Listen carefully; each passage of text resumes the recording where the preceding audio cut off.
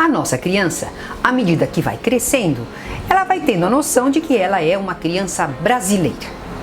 Agora, será que a nossa criança sabe qual é a cor do brasileiro?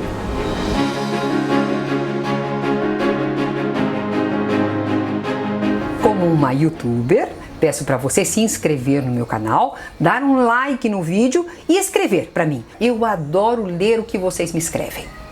Segundo o IBGE, nós somos um país miscigenado. Quer dizer, nós temos aqui uma grande mistura de raças. Não precisa ser o IBGE que nos diga isso, porque andando na rua você percebe a mistura de raças que nós temos no Brasil. Mas a maior mistura que aconteceu aqui no Brasil foi entre brancos e negros. Tanto que a maior população que nós temos no nosso país são de pardos. Se nós juntarmos os pardos e os negros, nós vamos ter a maioria dos brasileiros. Ou seja, os brancos são uma minoria no Brasil. E temos também uma pequena minoria de indígenas e de orientais, descendentes de japoneses, coreanos ou chineses. Muito bem, esse é o retrato do Brasil.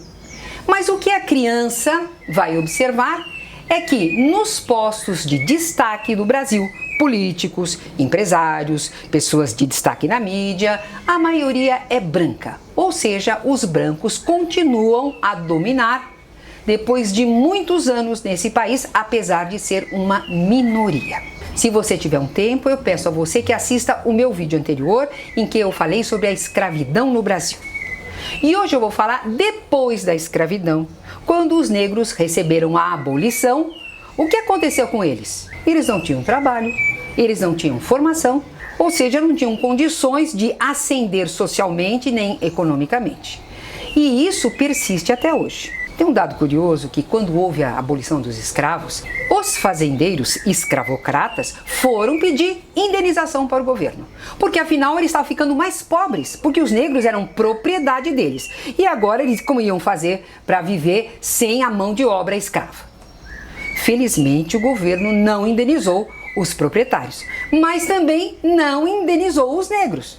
Os negros não tinham nada durante todo esse tempo que estavam no Brasil e de repente eles estão livres. Estavam livres, mas sem condições de trabalhar, não tinham formação. E aí o que eles acabaram formando? O grande grupo de pobres e miseráveis que existem neste país. Eu estou contando isso para você de 100 anos para cá. E é impressionante a diferença de direitos que existe no nosso país. Por exemplo, o número de crianças negras fora da escola é muito maior do que o número de crianças brancas. A probabilidade de uma criança negra ser pobre é muito maior do que da criança branca. Os moradores de rua são, em sua maioria, negros. E o número de jovens mortos, assassinados no Brasil, negros, é muito maior do que os jovens brancos. Ou seja, a desigualdade de direitos está no nosso dia a dia.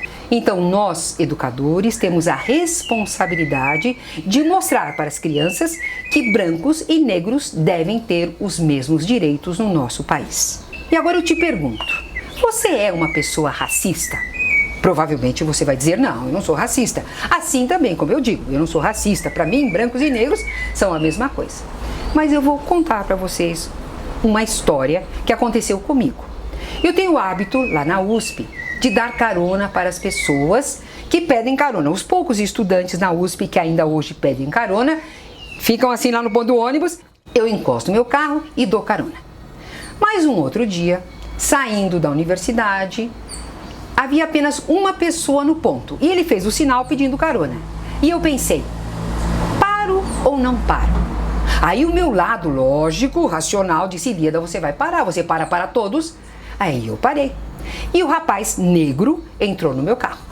E aí nós fomos conversando, ele era de Cabo Verde, estava fazendo pós-graduação no Brasil, comparando literatura brasileira com literatura portuguesa. Foi um papo maravilhoso e ele foi embora, deixei onde ele queria e pensei depois que ele saiu do meu carro. E Líada, você ainda tem dentro de você resquícios racistas. Então eu peço a você que é pai, que é educador, que pense nisso. Cuidado com piadas racistas. Cuidado com expressões racistas. Não podemos mais ter isso. Todos nós, brasileiros, brancos e negros, temos que ter os mesmos direitos. Nós, pais e educadores brancos, temos que apoiar o movimento dos negros.